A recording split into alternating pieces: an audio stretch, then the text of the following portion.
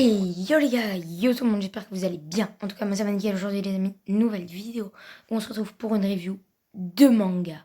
N'oubliez pas, pouce bleu, abonnement, générique, c'est parti.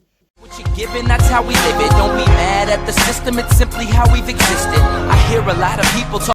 Bref, sur ce les gars, comme je vous l'ai dit, on va traiter de Seven Deadly Sins et je vais faire un top 7 des plus puissants des Seven Deadly Sins. Bref, dans l'ordre, pour commencer, on a Meliodas. Bon, sans blague les gars, dans ce top 7, j'ai décidé de mettre en 7ème place, désolé mec, j'ai pas trouvé d'image, tellement elle est impopulaire, Diane, le serpent de l'envie des Seven Deadly Sins. Je l'ai tout simplement mis là, à cette place, parce que pour moi, elle n'a pas beaucoup de pouvoir magique. Et comme on a pu voir dans la saison 1 et la saison 3, à chaque fois, elle se fait sauver par King, et malheureusement pour elle, voilà, c'est pour ça que je lui accorde cette 7ème place. Mais si l'anime il avait peut-être montré plus, je l'aurais peut-être plus aimé et peut-être que je l'aurais classé plus haute dans ce top. Bon, bah vu ce qui lui arrive, de toute façon, vous allez vous dire, ouais, il a raison. Bref, pour ce les gars, bon, en 6ème place, j'ai décidé de mettre Meliodas. Ça fait beaucoup là, non? Du coup, comme je vous l'ai dit, je mets King dans cette 7ème place, car tout simplement, il n'est pas immortel. Certes, il a une réserve de pouvoir magique énorme, mais en combat à main nue, il ne vaut rien. Je l'ai mis devant Diane, car pour moi, c'est lui qui l'a sauvé à de nombreuses reprises, donc par logique, il est plus fort qu'elle. Et vu ce qui arrive après, comme je vous l'ai dit, vous n'êtes pas prêts. Bon, maintenant j'ai fini de dire Meliodas à chaque fois et de faire un peu de montage qui me saoule, hein. Voilà, maintenant on va mettre Gaozer. Gaozer, pourquoi désolé pour les grands fans, mais il n'est pas immortel, c'est une poupée. Enfin, ça manque, il y a de grands manques. Elle ne peut tuer. Ensuite, les mecs, pour cette 4ème place, j'ai décidé de mettre tout simplement Ban. J'espère que vous allez bien, c'est Witchem, c'est un plaisir de vous parler aujourd'hui. Oui, c'est bon, on a compris, il est musclé. Ok, c'est bon, on arrête les blagues. Bref, tout simplement, j'ai décidé de mettre Ban à cette position parce que, comparé à ceux d'avant, il est immortel.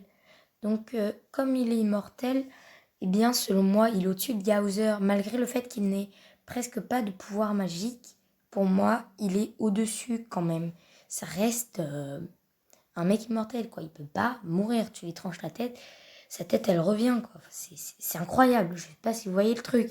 Bref, après. Attention les gars, parce que là, on arrive sur le podium. Donc, on va arriver contre des mecs balèzes, là. Bon, bref, sur la 3ème place, comme vous l'avez vu à l'image, il s'agit de Merlin. Merlin, tout simplement, que moi, c'est un personnage que j'apprécie particulièrement, car elle est forte dans tous les domaines. Je l'ai mise au-dessus de Ban parce que Cube Parfait s'en est terminé de Ban. Voilà. Et d'ailleurs, j'en profite pour dire que cette vidéo, tout simplement, se base sur la série et non sur le manga. Parce que je sais que Meliodas va devenir Overcheat, que Escanor va combattre Meliodas et tout. Donc bref, on va voir tout ça. Ça va être du lourd, ça va être du lourd, je vous en dis pas plus. Bref, les deux suivants. Là, on va arriver sur du très lourd. Bon, qui de Meliodas ou de Escanor va finir en premier? Vous allez savoir. Et attention, qui va terminer deuxième? Attention, attention, attention. Comme vous l'aurez deviné, j'ai décidé de mettre Meliodas. Ah, ça veut dire... Et oui, Denis, ça veut dire qu'il est deuxième, ça veut dire qu'il est moins fort qu'Escanor. Car grâce à l'œil magique de Hawk, on a toutes ces informations. On nous dit que le niveau de Meliodas est de 32 000, alors que le niveau d'Escanor est de 60 000, et encore qu'il augmente chaque seconde. Donc, malheureusement, son pouvoir total, apparemment, n'a pas été montré dans toute la série. Dans la série, enfin... Bref, c'est vraiment du délire, ce personnage. C'est horrible. Bon.